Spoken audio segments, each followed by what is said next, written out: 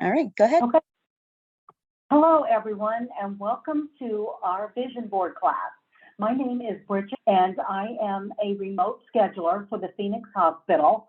I originally was working at the Tulsa Hospital for 7.5 years before it closed, and I had the awesome opportunity to be able to work remotely for the Phoenix Hospital, and I've been working here for about 1.5 years.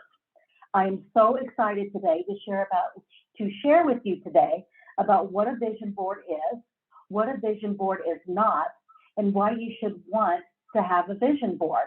And then I'll tell you some fun stories as well about vision boards that either I know someone personally or it was something that came to pass with my vision board. So let's start with, what is a vision board? A vision board helps you to sit down and really think about what you want. Then this is a Google definition of a vision board.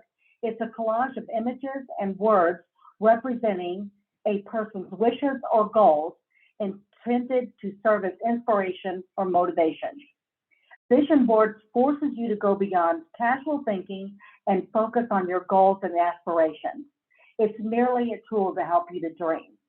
I am so passionate about vision boards, particularly for cancer patients, because I want you to dream beyond the cancer diagnosis, beyond the radiation, beyond the chemo treatment. I want you to realize that there is hope after all of this and that things could get better for you. I'm going to tell you a simple story about a vision board with a friend of mine that was having chemo brain, which is actually a real thing, as most of you know. And she said when she was having treatment, she couldn't watch TV, she couldn't read.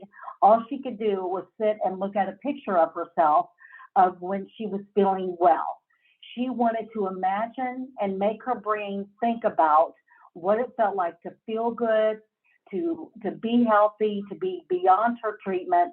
And she said she literally sat and stared at that the whole time that she was doing her chemo treatment. And by the way, she's doing very well right now. What a vision board is not. It's not a magic genie. It's not a matter of you taking a bunch of pictures and putting them on a poster board or on a cork board or even in a book, and then you just put it away and go, well, I hope it all comes to pass. It's actual things that you need to do. So when you visualize it, what you need to do is you need to imagine what it feels like.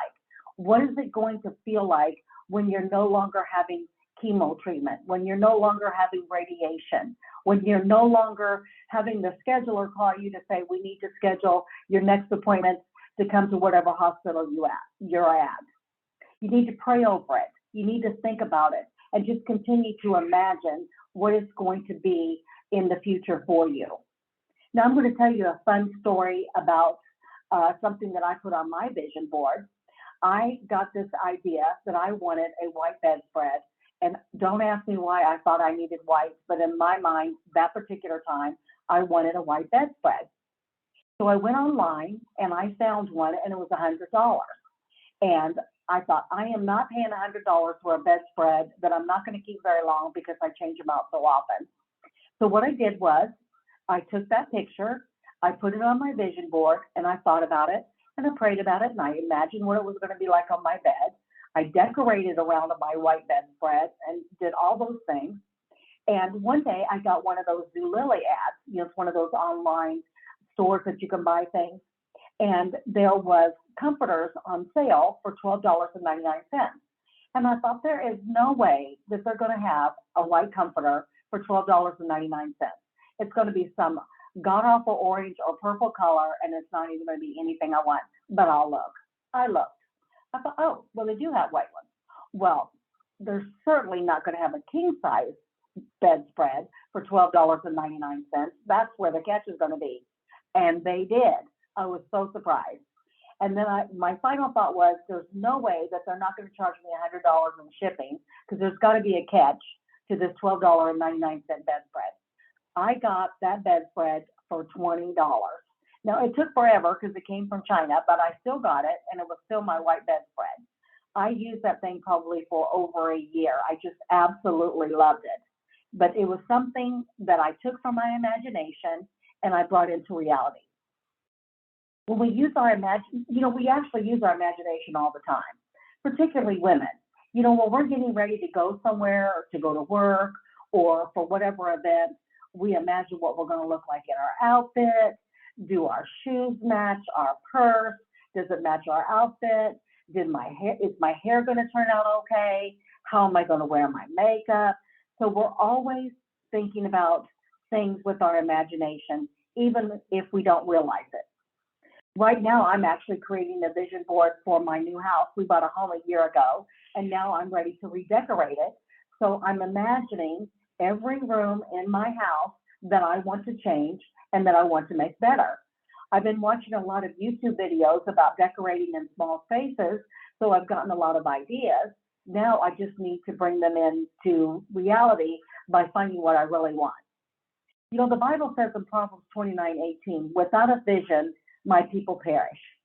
Another scripture is Proverbs 13:12, hope deferred makes the heart sick. We all need hope.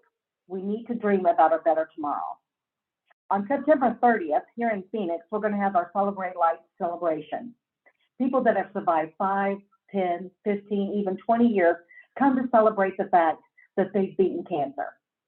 The focus is, of course, on the 5-year recipients at this event, but everyone is excited to hear about how well everyone is doing, especially after you've had a cancer diagnosis, and then we've gone through this pandemic that never seems to end. We need to be excited, and we need to be hopeful. There truly is life after cancer. Now I want to tell you a special story about my friend named Henry. I was 40 years old. I was a second year Bible school student, and I was single, and I met a man by the name of Henry that was first year Bible school student.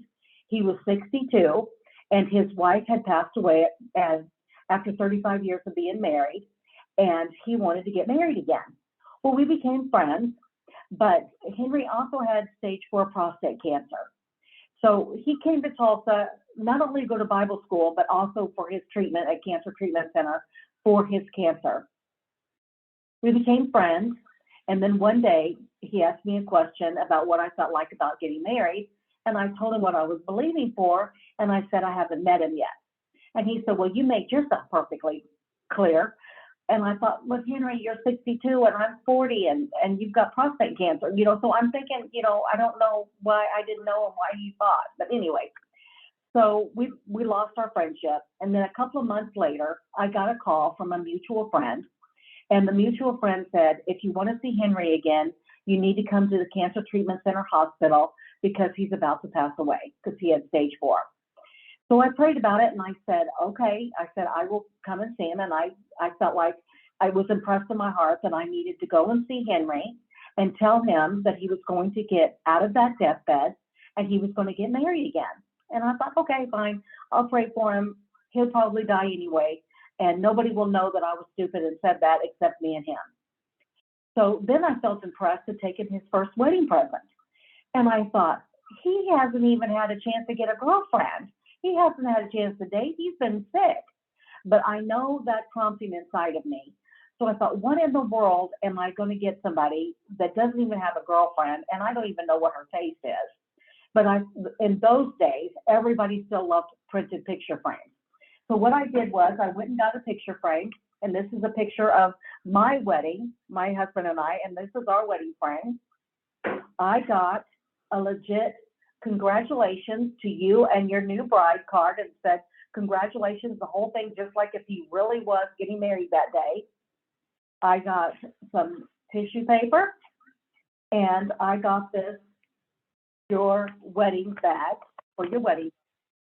And I actually brought him the present, and I said, Henry, I'm here to tell you that I'm going to pray for you, that you're going to come out of this deathbed, and you're going to get married again. And here's your first wedding present. So I prayed for him. I told him goodbye, and then I loved him, brotherly love. And I said, I'll see you on the other side.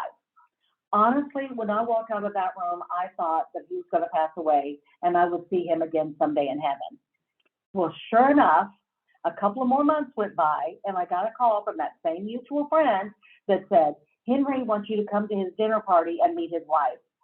He really did come out of that deathbed.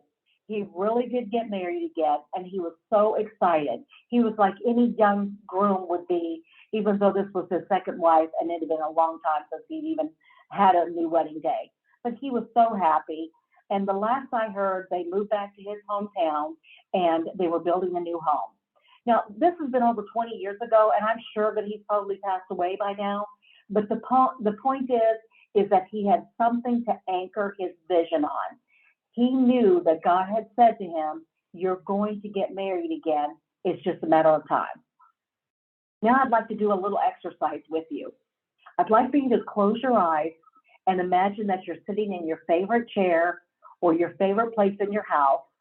It's December 31st. It's midnight. The Christmas lights are on, but the rest of the house is dark. And you say to yourself, this has been the best year of my life. What happened? Did you go on vacation? Did you get married? Did you have a baby or see your grandbaby be born? You're done with your chemo and radiation treatment. Your hair has grown back and you feel fabulous. What will it feel like when you're on the other side of your cancer diagnosis? Have you felt bad for so long you don't even know how it feels to feel good? Where will you go when you're feeling your best? Will you go on vacation? Go back to work? Just something to think about. I just want to share with you as I come to a close that we've just talked a little bit about what a vision board is, what a vision board is not, and why you should want a vision board. It's going to build hope in you. It's going to be vision in you. It's going to help you get to that next point. Working at Cancer Treatment Center and scheduling for so long, you hear lots of different stories.